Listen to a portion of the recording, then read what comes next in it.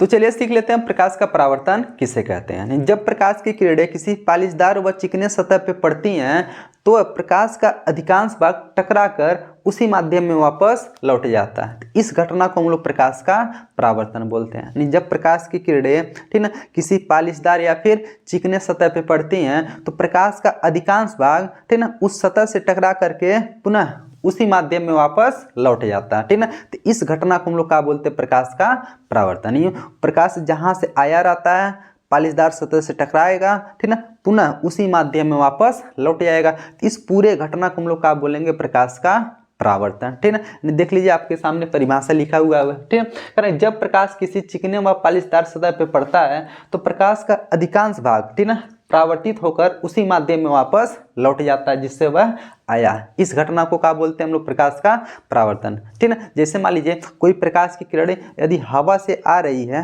कहाँ से, हवा से आ रही है, ठीक है, किसी दर्पण पे पड़ा, चाहे दर्पण बोल लीजिए, चाहे पालिशदार सतह बोलिए या फिर चिकना सतह बोल लीजिए। ठीक है, कोई प्रकाश की किरण आ रही है, चिकने सतह पे पड़ रही है, ठीक है, इससे टकरा करके पुनः हवा में चली गई। ठीक है, यानी हवा से आई टकरा करके हवा में चली गई। ठीक है, तो इस घटना को हम लोग क्या बोलते हैं, प्रकाश का परावर्तन बोलते हैं। देख रहे हैं कि जिस माध्यम से आया था प्रकाश टकरा करके पुनः उसी माध्यम में चला गया, तो इस घटना को हम लोग क्या बोलेंगे, प्रकाश का परावर्तन बोलेंगे। ठीक है, चलिए इसको हम लोग फिगर के माध्यम से समझ लेते हैं। ठीक है, अब देख लीजिए यहाँ पर एक पालिशदार सतह है। ठीक है, देखिए इसको नीचे से क्या किया गया है, पालिश किया गया है। यानी यह एक ऐसा सतह है ठीक ना जो पालिशदार है। जब पालिशदार सतह रहेगा तो चिकना भी रहेगा। ठीक है, अब यहाँ से देखिए कोई प्रकाश की किरण आ रही है, प्रकाश की किरण क्या हो रही है, आ रही है, इस पालिशदार सतह पे पड़ रही है। ठीक है, यानी इससे टकरा रही है। अब यहाँ से टकरा करके पुनः देखिए उसी माध्यम में वापस चली गई। मान लीजिए यदि ऊपर वायु है, ऊपर क्या है, वायु है,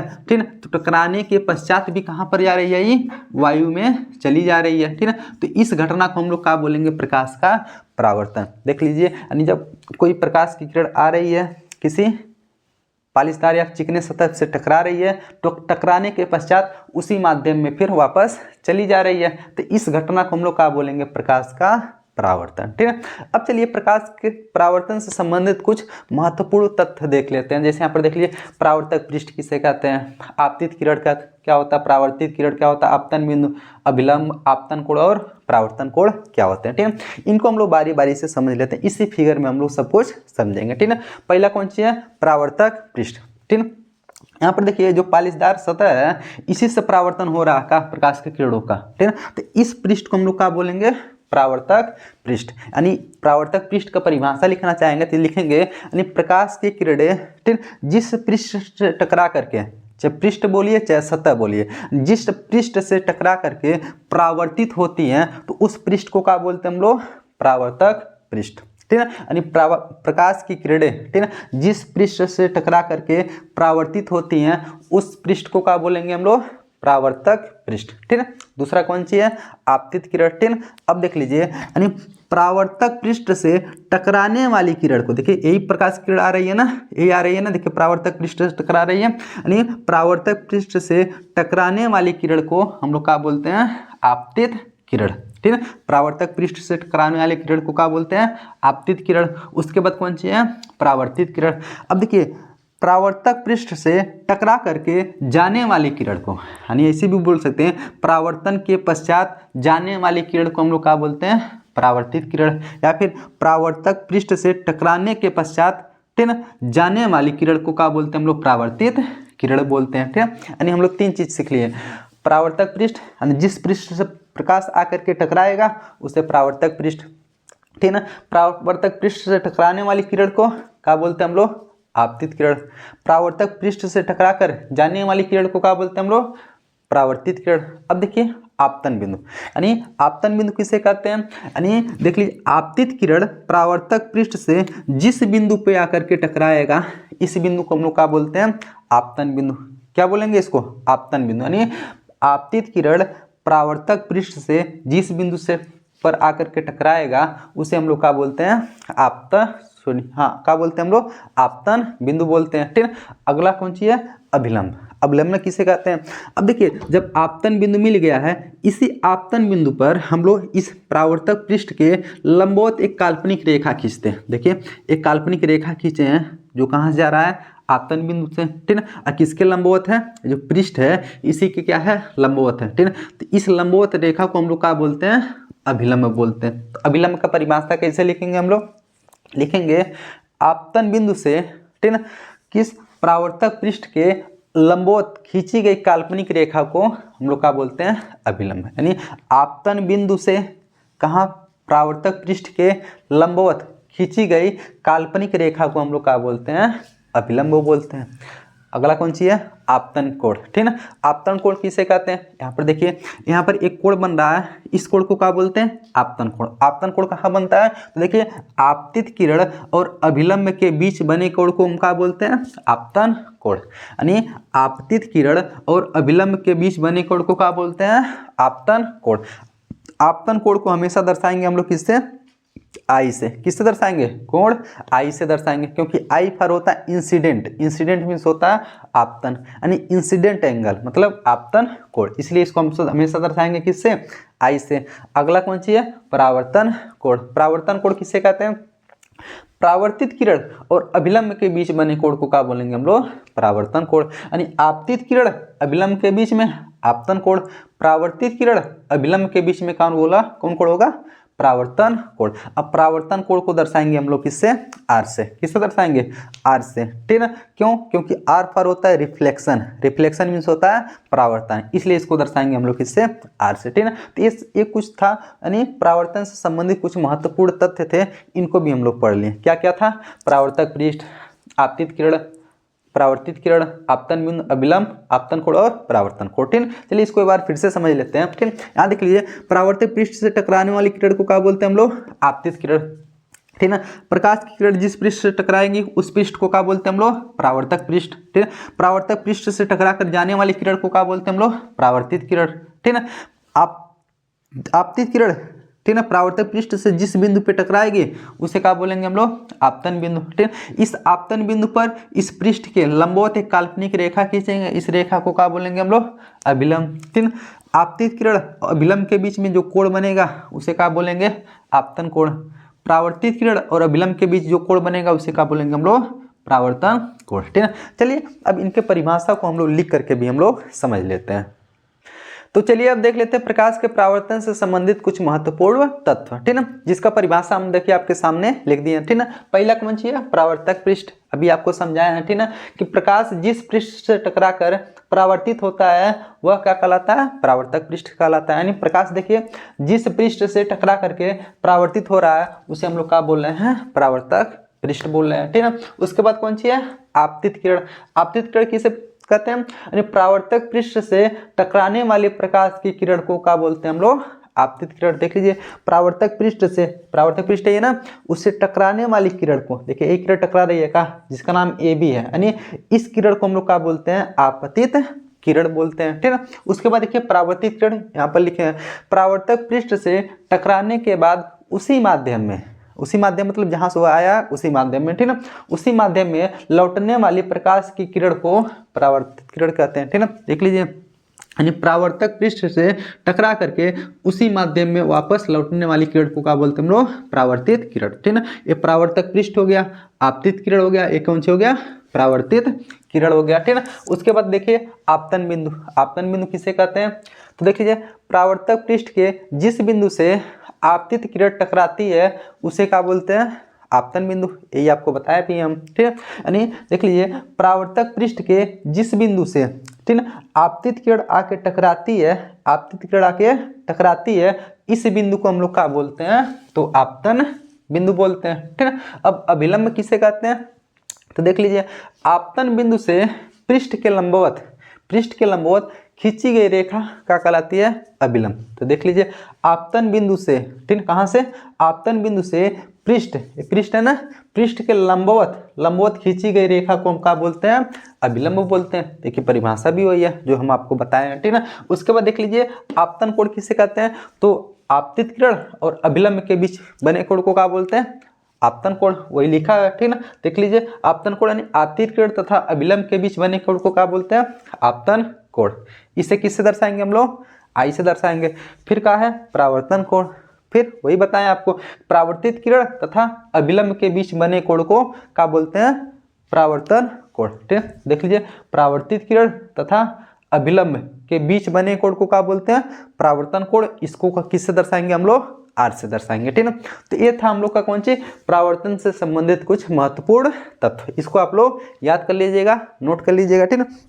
चलिए अब इसके बाद हम लोग पढ़ लेते हैं प्रकाश के परावर्तन के नियम क्या होते हैं, ठीक है। चलिए इसको हम लोग मिटा करके प्रकाश का परावर्तन भी प्रकाश के परावर्तन के नियम भी पढ़ लेते हैं। तो चलिए अब प्रकाश का परावर्तन के नियम भी सीख लेते हैं। यानी प्रकाश का परावर्तन के टोटल 2 नियम होते हैं। कितने नियम होते हैं, 2 नियम होते हैं, ठीक है। पहला नियम यह कहता है कि आपतित किरण, परावर्तित किरण तथा आपतन बिंदु पर खींचा गया अभिलंब तीनों एक ही तल में होते हैं। यानी पहला नियम यह कहता है कि आपतित किरण, परावर्तित किरण तथा आपतन बिंदु पर खींचा गया अभिलंब तीनों एक ही तल में होते हैं। और दूसरा नियम यह कहता है कि आपतन कोण सदैव परावर्तन कोण के बराबर होता है। यानी परावर्तन के ये दोनों नियम होते हैं। दोनों नियम देखिए बोर्ड पर हम लिख दिए हैं, इनको चलिए और अच्छे से समझ लेते हैं, ठीक है।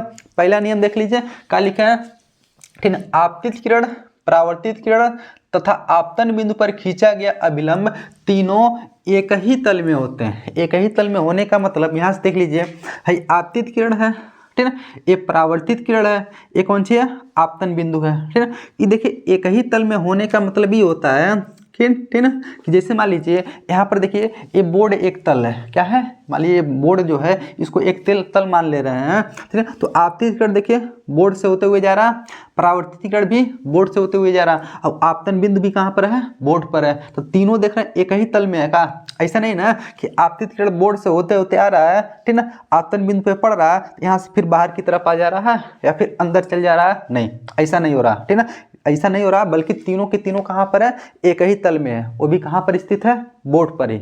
ऐसा हो रहा था कि आपतित किरण देखिए बोर्ड से होते होकर आते आते, ठीक है, यहाँ पर पड़ने के बाद ये बाहर की तरफ आ जाए या फिर अंदर की तरफ चल जाए, तब हम बोलेंगे एक ही तल में नहीं है। लेकिन यहाँ पर देखिए तीनों के तीनों कहाँ पर हैं, एक ही तल में है, ठीक है।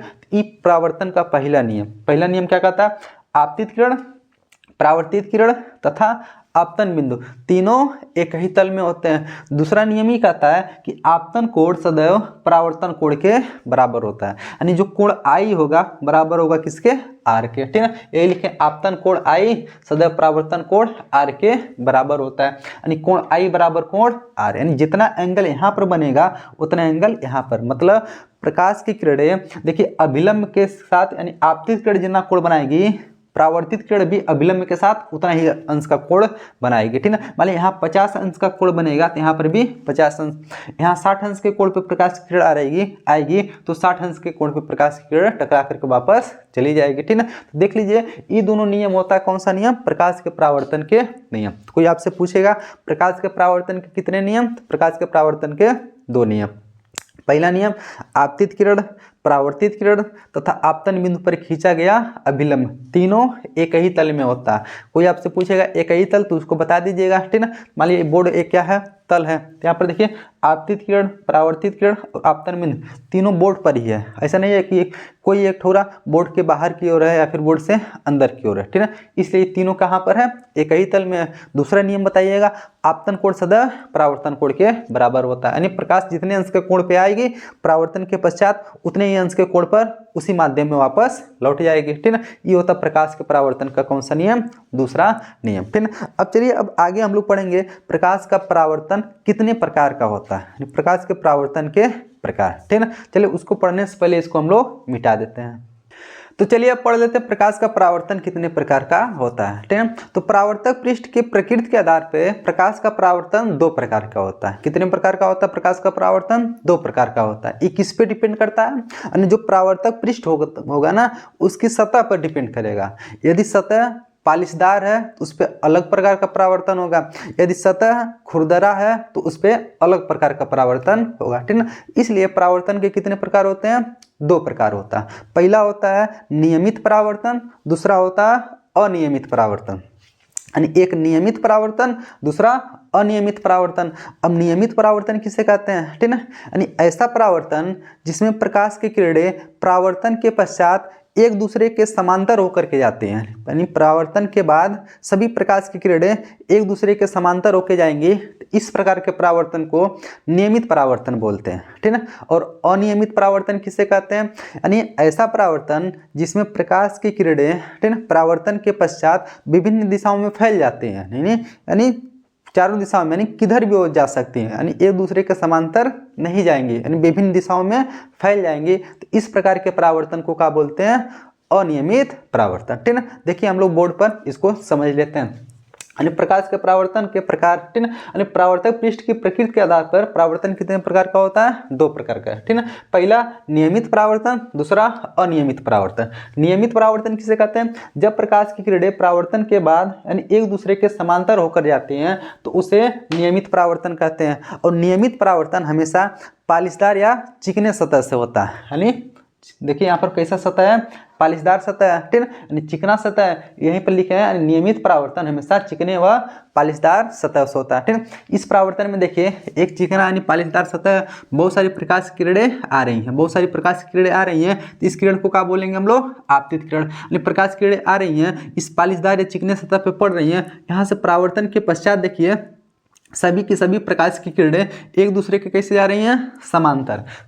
जब एक दूसरे के समांतर जाएंगे तो इस प्रकार के परावर्तन को क्या बोलते हैं हम लोग, नियमित परावर्तन। जब सभी की सभी प्रकाश की किरणें, ठीक है, परावर्तन के पश्चात एक दूसरे के समांतर जाती हैं, इस प्रकार के परावर्तन को क्या बोलते हैं हम लोग, नियमित परावर्तन। अब इसी का उल्टा दूसरा देख लीजिए, अनियमित परावर्तन। जब प्रकाश की किरणें परावर्तन के पश्चात विभिन्न दिशाओं में फैल जाती हैं, ठीक है, तो इस प्रकार के परावर्तन को अनियमित परावर्तन कहते हैं, ठीक है। अनियमित परावर्तन किस सतह से होता है, खुरदुरे सतह से, यानी जब सतह खुरदुरा होगा तो वहां पर जो परावर्तन होगा वो कौन सा परावर्तन होगा, अनियमित परावर्तन। यहाँ पर देख लीजिए सतह कैसा है, खुरदुरा है, बहुत सारी प्रकाश की किरणें आ रही हैं, आने वाली प्रकाश की किरणों को क्या बोलेंगे, आपतित किरण, ठीक है।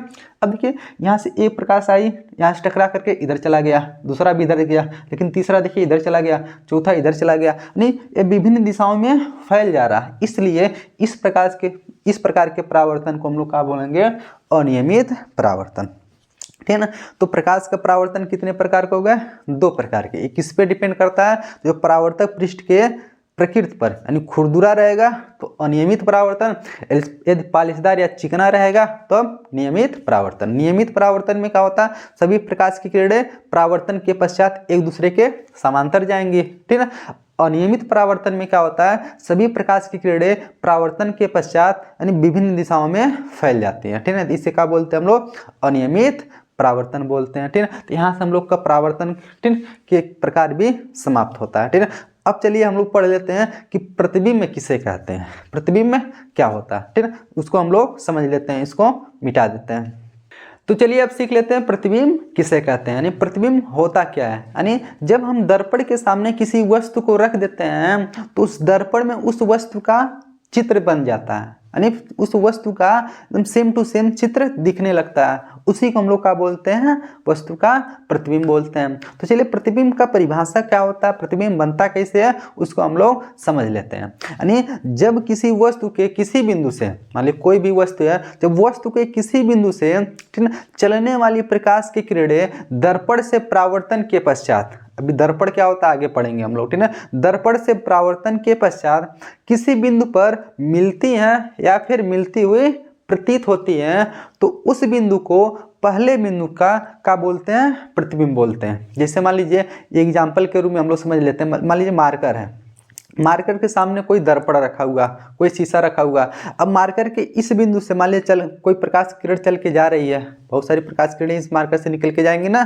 ठीक है, इस मार्कर से बहुत सारी प्रकाश किरणें निकल के गई, दर्पण से परावर्तन के पश्चात, ठीक है, वो परावर्तन के पश्चात प्रकाश की किरणें एक दूसरे को कहीं काट दी या फिर काटती हुई प्रतीत हो रही हैं, ठीक है। तो इस तरह से इस मार्कर का प्रतिबिंब जहां प्रकाश की किरणें काटेंगे एक दूसरे को वहां पर बन जाएगा, ठीक है। तो जहां पर प्रकाश की किरणें एक दूसरे को काटती हैं या फिर काटती हुई प्रतीत होती हैं, तो उस बिंदु पर क्या बनता है, प्रतिबिंब बनता है, ठीक है। तो प्रतिबिंब का परिभाषा कैसे लिखेंगे हम लोग, लिखेंगे वस्तु के किसी बिंदु से चलने वाली प्रकाश की किरणें दर्पण से परावर्तन के पश्चात किसी बिंदु पर मिलती हैं या फिर मिलती हुई प्रतीत होती हैं, ठीक है।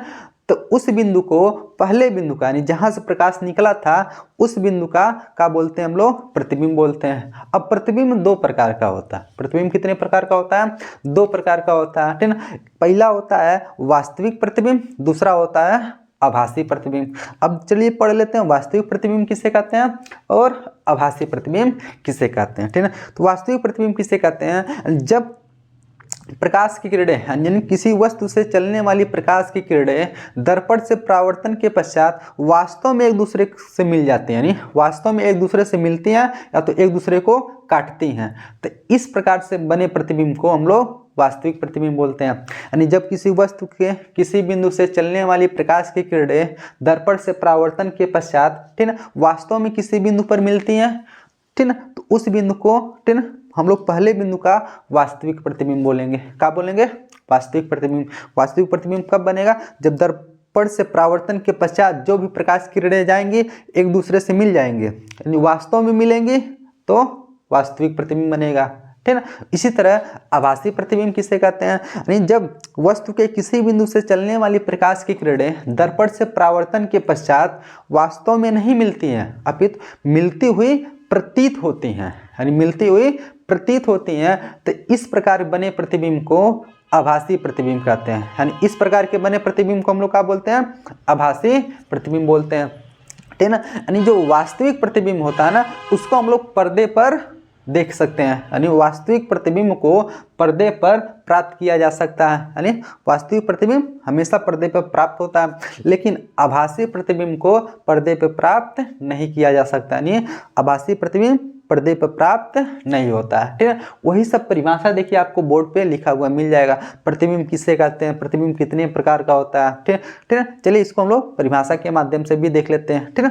देखिए परिभाषा लिखा है प्रतिबिंब। प्रतिबिंब किसे कहते हैं? वही जो हम आपको बताएं वही बोर्ड पे लिखा भी मिलेगा आपको, ठीक है। यानी किसी वस्तु के किसी बिंदु से चलने वाली प्रकाश की किरणें परावर्तन या अपवर्तन के पश्चात, अभी तो हम लोग परावर्तन पढ़ रहे हैं, परावर्तन के बारे में पढ़ लेते हैं। अपवर्तन जब पढ़ेंगे तो वहाँ भी देखेंगे, वहां पर भी हमको प्रतिबिंब पढ़ना पड़ेगा, ठीक है ना। परावर्तन या अपवर्तन के पश्चात जिस बिंदु पर मिलती है या फिर मिलती हुई प्रतीत होती हैं उस बिंदु को प्रथम बिंदु का क्या बोलते हैं? प्रतिबिंब बोलते हैं, ठीक है। अब प्रतिबिंब कितने प्रकार के होते हैं? प्रतिबिंब दो प्रकार के होते हैं, ठीक है। पहला वास्तविक प्रतिबिंब, दूसरा आभासी प्रतिबिंब। वास्तविक प्रतिबिंब किसे कहते हैं? जब वस्तु के किसी बिंदु से चलने वाले प्रकाश की किरणें दर्पण से परावर्तन के पश्चात वास्तव में मिलती हैं, ठीक है, तब वह प्रतिबिंब वास्तविक प्रतिबिंब कहलाता है। वास्तविक प्रतिबिंब हमेशा कहाँ प्राप्त होता है? पर्दे पर प्राप्त होता है, ठीक है। दूसरा देख लीजिए आभासी प्रतिबिंब। जब वस्तु के किसी बिंदु से चलने वाली प्रकाश की किरणें दर्पण से परावर्तन के पश्चात किसी बिंदु पर वास्तव में नहीं मिलती हैं, वास्तव में नहीं मिलेंगी अपितु मिलती हुई प्रतीत होती हैं, तब वह प्रतिबिंब क्या कहलाता है? आभासी प्रतिबिंब कहलाता है। और आभासी प्रतिबिंब को हम लोग पर्दे पर प्राप्त नहीं कर सकते हैं, ठीक है ना। तो प्रतिबिंब क्या होता है ये भी सीख लिए हम लोग। प्रतिबिंब कितने प्रकार का होता है? दो प्रकार का, आभासी प्रतिबिंब और वास्तविक प्रतिबिंब, ठीक है ना। इसमें एक चीज और सीख लीजिए आप लोग, यानी जो वास्तविक प्रतिबिंब होता है ना वो हमेशा उल्टा बनता है। कैसा बनेगा?